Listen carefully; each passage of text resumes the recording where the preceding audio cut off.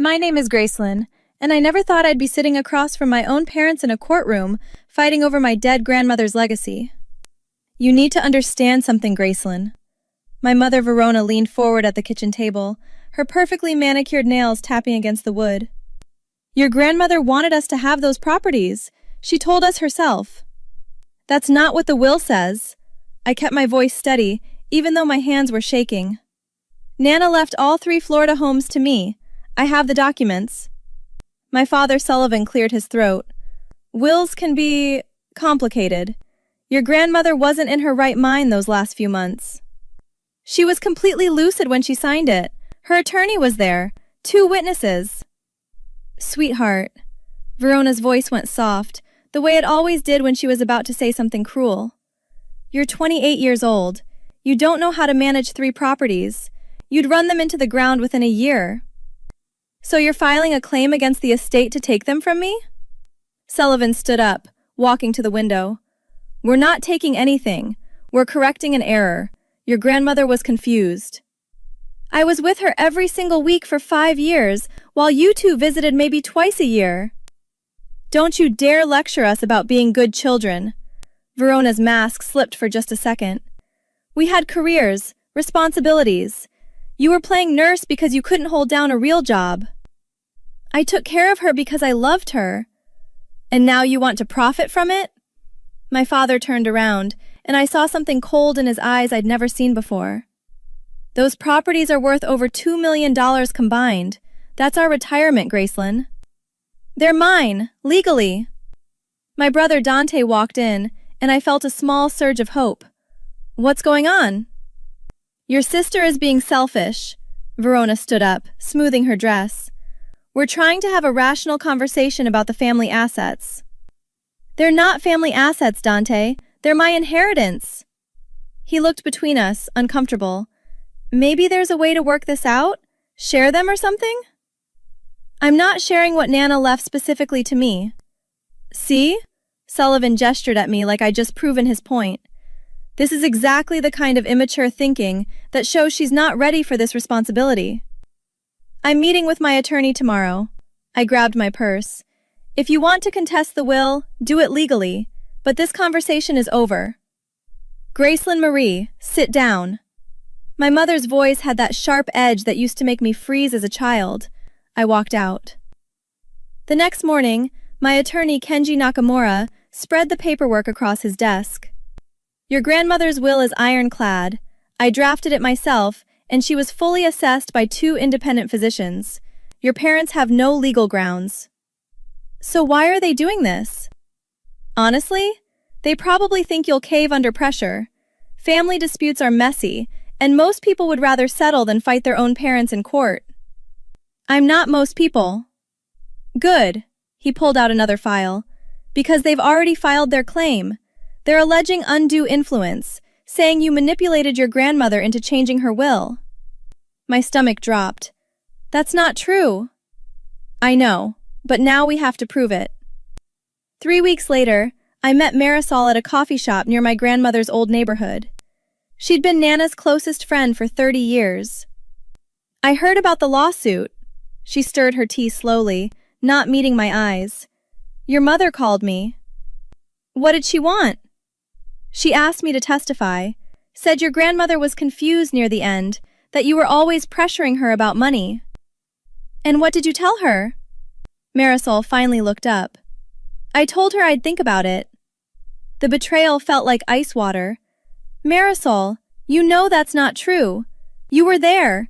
You saw how much Nana wanted me to have those homes. I know what I saw, but Gracelyn, these are your parents. Maybe they need this more than you realize. They make 6 figures each. I've been scraping by on part-time work because I spent 5 years caring for Nana. Money isn't everything. It is when someone's trying to steal what's rightfully yours. She sighed. Your mother can be very persuasive and very vindictive. I've seen what happens to people who cross her. So you're choosing them over the truth? I'm choosing peace. I'm 76 years old, Gracelyn. I don't have the energy for a war. I left without finishing my coffee. That night, Dante called. Mom and Dad want to meet. No lawyers, just family. There's nothing to discuss. Please, Grace, they're willing to compromise. Against my better judgment, I agreed. We met at their house, the same house I'd grown up in, the same dining room where we'd had Christmas dinners and birthday parties. Now it felt like enemy territory. We've been thinking. Sullivan poured himself scotch. Didn't offer me any. What if we gave you one of the properties? The smallest one. You could sell it, have a nice nest egg. And you'd take the other two? We'd manage them as investments. You'd still benefit eventually, through inheritance. Verona added, It's more than fair, considering you have no experience with property management. No. Don't be stupid. My father's voice went hard. We're offering you $500,000. Take it. Nana left them to me, all three. I'm not negotiating. Then you're going to lose everything. My mother stood up. We have resources you don't have, better attorneys, and we have witnesses who'll say whatever we need them to say. You're threatening me? We're warning you. Sullivan stepped closer. Drop the fight. Take our offer, or we'll destroy you in court and you'll walk away with nothing. Dante spoke up quietly. They're trying to help you, Grace. I looked at my brother, the person I'd trusted my whole life. You're on their side? I'm on the family side. This is tearing everyone apart. They're tearing it apart. I'm just defending what's mine. I left again. This time, I knew I wasn't coming back. Kenji called me 2 days later. They've recruited 4 witnesses, Marisol, your Uncle Clayton, a former caregiver named Ruth, and someone named Beverly, who claims she was your grandmother's friend. Beverly Chen? She only knew Nana for 6 months before she died. They're all willing to testify that your grandmother was declining mentally and that you isolated her from family. That's insane. It doesn't matter if it's true. It matters if the judge believes it, and your parents are painting a very specific picture. Devoted parents who tried to stay involved, and a granddaughter who swooped in during the final years to secure an inheritance. So what do we do? We find our own witnesses. Anyone who can verify your grandmother's mental state and your relationship with her. That's when I realized how alone I really was. Most of Nana's friends were elderly and scared of confrontation. Her doctor had retired. The attorney who drafted the will would testify, but one voice against 4 wasn't enough. I spent the next week calling everyone I could think of. Most wouldn't return my calls. 2 told me directly they didn't want to get involved. 1 told me my mother had already gotten to them. Then I remembered Dr. Patel. Dr. Yash Patel had been my grandmother's neurologist for the last 3 years of her life. I'd driven Nana to every appointment, sat through every consultation. I remember you both very well. He reviewed his files in his office. Your grandmother was remarkably sharp. I documented her cognitive function every visit. Would you testify? I'd be happy to provide medical records and my professional assessment. But Gracelyn, I need to tell you something. He leaned back in his chair. Your mother contacted my office 2 months ago. She tried to get me to alter my notes, said there must have been some decline I didn't document. What did you say? I refused, obviously, but it tells you how far they're willing to go. The court date arrived faster than I expected. I sat at the defendant's table watching my parents walk in like they owned the room. Verona wore pearls. Sullivan had his power suit on. They looked like the respectable, concerned parents. I looked like the desperate granddaughter in a thrift store dress. Their attorney, Marcus Holloway, stood up first. Your Honor, this case is about an elderly woman who was manipulated in her final years by a granddaughter who saw an opportunity. Kenji objected. Speculation and inflammatory language. Sustained. Mr. Holloway, stick to facts. The facts are simple. Verona and Sullivan Whitmore are the rightful heirs. They cared for their mother for decades, while the defendant only appeared when there was something to gain. One by one, their witnesses testified. Marisol said my grandmother seemed confused sometimes. Uncle Clayton said I'd kept the family away from Nana. Ruth, the caregiver, claimed I'd told her not to let my parents visit. Beverly said Nana had expressed regret about the will. Every word was a lie or a distortion, but they said it all under oath with confident voices. Then Kenji called Dr. Patel. In my professional opinion, Mrs. Whitmore Sr. displayed no signs of cognitive decline. Her memory was intact, her reasoning was sound, and her decisions were her own. Marcus stood up. Doctor, isn't it true that family members often miss signs that medical professionals catch? Yes, but in this case, I documented everything. She passed every cognitive assessment. But you didn't see her every day. The family did. The family visited twice a year according to my records. Gracelyn brought her to every appointment, and I observed their interactions extensively. There was no manipulation, no undue influence. If anything, their relationship was remarkably healthy and reciprocal. Marcus tried again. Elderly people can be lucid one moment and confused the next. Not with the consistency I observed over 3 years. Mrs. Whitmore knew exactly what she was doing when she made her will. The judge looked at my parents. Mr. and Mrs. Whitmore, I've reviewed all the medical records, the will documentation, and the testimony. I'm ready to rule. My mother gripped my father's hand. But first, I have a question. The judge pulled out a document. According to property records, you purchased a vacation home in Costa Rica 6 weeks after your mother's death. Is that correct? Sullivan's face went pale. We'd been planning that purchase. For $2.3 million, the exact combined value of the 3 Florida properties. Verona spoke up quickly.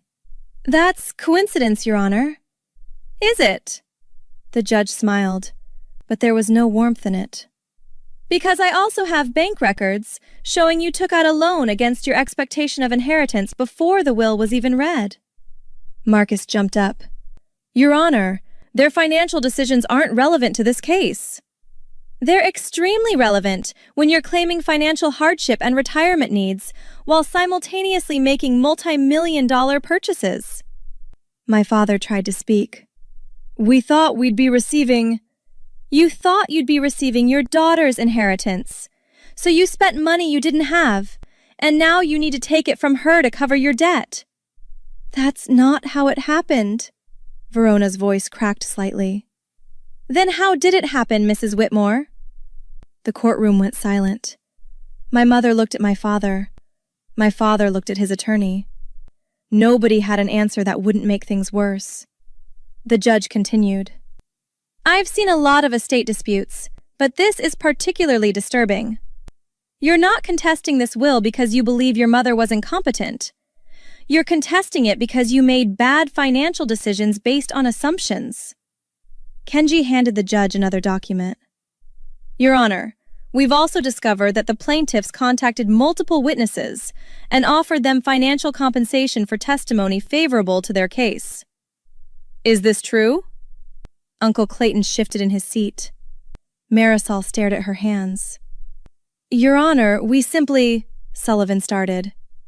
Witness tampering is a serious accusation, Mr. Whitmore. Marcus spoke fast. We made no such offers. These are close family friends who volunteered their observations. Then you won't mind if I question them under oath about any financial arrangements? Nobody volunteered to be questioned. The judge removed her glasses. The will is valid. The inheritance stands as written.